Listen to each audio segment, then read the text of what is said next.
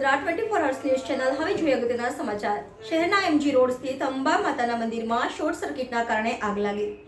Panigate fire બ્રિગેડની ટીમે આગ પર કાબુ મેળવ્યો। કોઈ જાનહાનિ કે નુકસાન થયું ન હતું।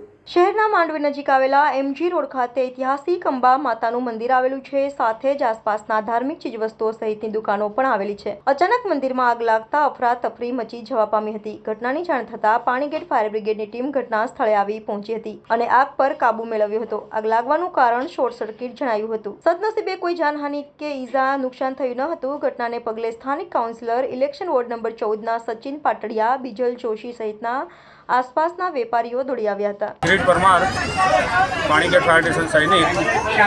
અહીંયા માંડવી અંબે માતાના મંદિરમાં શોર્ટ સર્કિટના કારણે આગ લાગેલી, કોઈ જાનહાનિ નથી અને આગ બુઝાવીને કંટ્રોલ કરી દીધેલ છે। કોઈ પણ પ્રકારનું નુકસાન નથી। વર્ષો જૂનું ઐતિહાસિક અંબા માતાનું મંદિર છે એમજી રોડ પર। ત્યાં અચાનક શોર્ટ સર્કિટ ત્યાં આગ લાગેલી।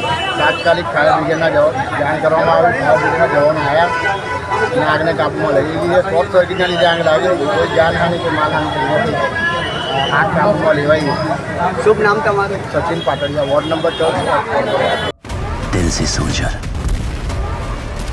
दिमाग से शैतान है हम, बच के रहना हमसे, हिंदुस्तान है हम। Bade Mian और Chote Mian are ready to learn every day. Are you ready to learn and become perfect? Arena helps you master the skill of animation and VFX through top industry experts.